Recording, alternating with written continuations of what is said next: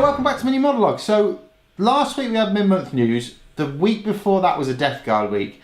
And I thought I can't really get away with giving that much focus to the Death Guard because I have got a Death Guard army I want to build and not give focus to the Primaris. Now, when I bought this set, I was more interested in the Death Guard, but I thought, well, how can I use the Primaris? And I thought, well, I already have an Ultramarines army. I'll add a Primaris arm, but what I'll do is I'll do it in the successor chapter colours rather than the standard Ultramarine colours, because I kind of have a thing about that. I think the Primaris should always be in a successor chapter. I don't know what you think, let me know in the comments down below, but personally, I think, you know, why would you see Primaris in standard Ultramarine first company colours? I know they came to being involved with all the companies, and I'll talk about that in a minute, but so in the box you get the cool artwork, which you've probably seen me flash about before, and you get all the stats for both the Intercessor squad and the Reaver squad that you get in the box. The only thing is, in the box you only get 3 of each, so if you wanted a legal team for match play you need to buy more, which is obviously Games Workshop's way of making you buy more models. But I think it's a great little way of getting it started. I'm going to trial the little games in the book in the next week or so. A lot of questions about the mat and the size of the mat. The size of the mat is 22 inches by 22 inches. It's not huge. It's just to basically teach you the game. And what I'm going to do is I'm going to go through the game, the book that comes with it, and the little games that are in that in my own time, and then give you guys some feedback on that later. So do look out for that video in the future. But yeah, so that's what you get regarding the sort of Primaris. But who are the Primaris and where do they come from? Well, Primaris Space Marines were genetically enhanced Space Marines, essentially. At the end of the Horus Heresy, when all the cleanup was going on and Mortarion was buggering off and doing what he was doing, and Demon Princes were all running riot, and basically they fought back.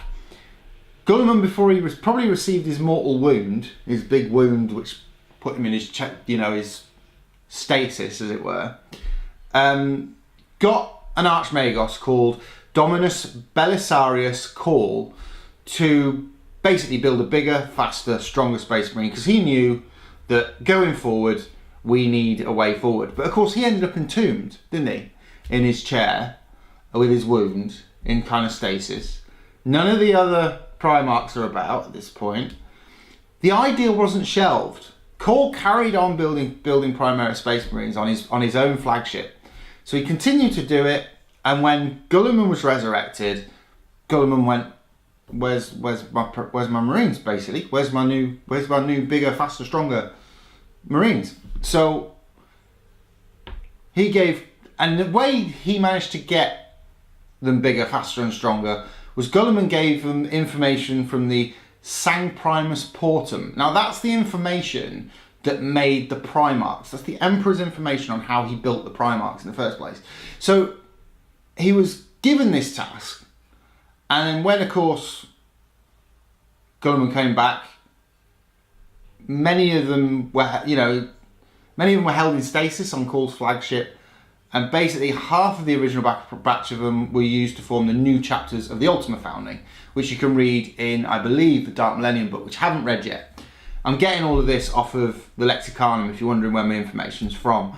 And basically, now, as things currently allegedly stand, 94% of the Space Marine chapters now have Primaris Marines. Now, personally, I've tried to, when I'm going to build my Primaris arm of my Ultramarines, I've decided to begin with they're only going to be in a successor chapter, because I truly believe, having read a lot of the Horus Heresy and what happened there, and the fact that, you know, everyone has an independent mind, I truly believe a first Marine of the Ultramarines who are from the first company are going to take one look at these Primaris and go, "You ain't staying in my chapter, mate." So I reckon there would have been a while where they had to bed them in, and I reckon the easiest way, in my opinion, would be to be in a successor chapter first. Not as many kind of awkward links to the past, as it were. But that's basically the background of the Primaris. This is new canon, if people want to talk in that kind of frame, in the fact that all of this has come about since the re-release of the new release of 8th edition. So 8th edition and the books that go with it, so the Dark Millennium book and a couple of others, are now beginning to explain this history. But I'm sure in the Horus Heresy series we will see this once we've had the Battle of Terror and all that kind of thing. So I'm quite looking forward to seeing when this conversation kind of comes about between this Archmagos and Gullum, and how they come to this decision and how they move it forward. So I'll be interested to see how the canon sort of unfolds over time. But that's kind of how they are and why they are. Now, like I say, I'm going to build a Death Guard army, and I'm also going to build a Primaris arm, and you guys are going to see that, because as I buy more things, I mean, I'm very tempted to buy the Dark Millennium box set at the moment, the big one. Comment down below if you think I should. I'm sort of holding off because it's a lot of money, and I quite like kind of gradually building things. It's what I liked about Guild Ball when Guild Ball did single models. It's what I've always liked about other things like Malifaux and a couple of other games, is I quite like watching things grow. So let me know in the comments down below what you think, whether I should go and buy the Dark Millennium set or whether I should go out and buy separate sets. Let me know. Anyway, that's it for this video. On Friday I'll be doing the put-togethers of the Sergeants for both the Reaver Squad and the Intercessor Squad, so look out for that on Friday. And I'll see you then.